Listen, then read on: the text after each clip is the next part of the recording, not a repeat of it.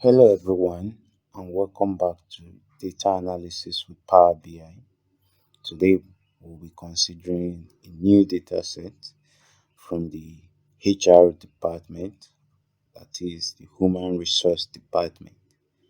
Now, what we'll be doing is that we'll click on our Get Data, then the kind of data we'll be getting this time around is going to be a CSV or a text. So we click on CS text and CSV and we hit on connect.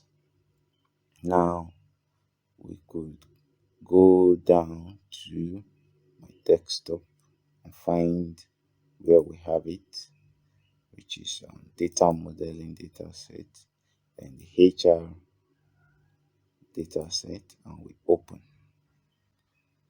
We'll be discussing the data set in details before going into analysis. So what we'll do from here is that we say transform data. Now, once we are in the Power Query editor, we'll be able to see some things within the data. Now, you're a human resource agent, that is a HR, and a data was collected maybe due to a survey in your organization, that is, which includes some of these columns: satisfaction level of an employee, the last evaluation, the score, now the numbers of projects an employee has engaged in, the average monthly hours, then the time the employee have spent, accident during the course of work.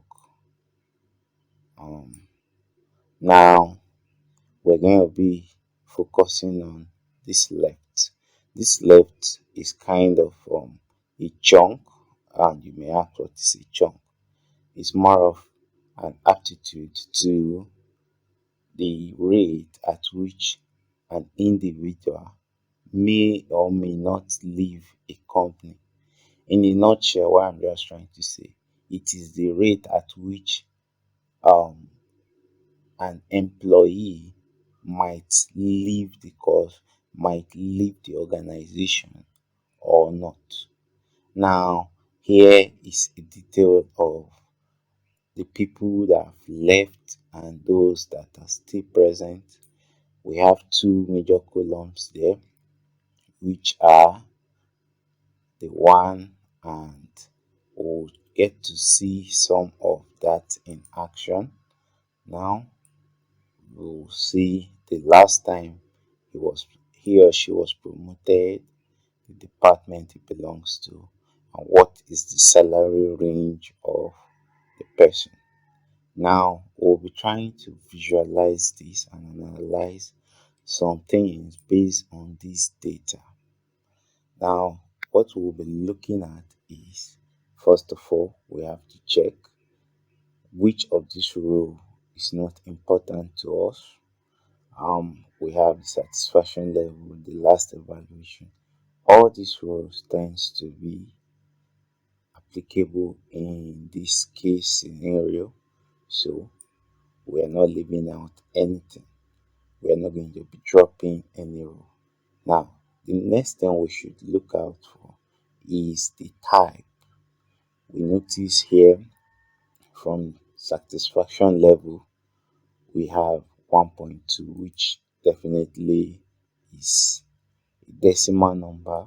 Of course, here is also a decimal number. Here we have the numbers of projects, which are whole numbers, then the average time, which are also whole numbers. We have the time spent in the companies, or it could be the year they have spent in the company. Now that is also a whole number. Then the accident they have, it's the accident means probably what they were asked to do, they didn't get it right, or was an error and it falls back as an accident to them. Now we could also look at the years they were promoted, that's the whole number. Then the department is definitely text, that is why you have ABC here. Then we're looking at the salary range of an individual. The salary range of an individual is based on the group, the salary. It could be low, it could be high, it could be medium. These are the various salary range we are looking at. In the next video, we'll click on close and apply and see how we can model this data and visualize it and give out some analysis based on the data we get from here. Thank you very much and see you in the next one.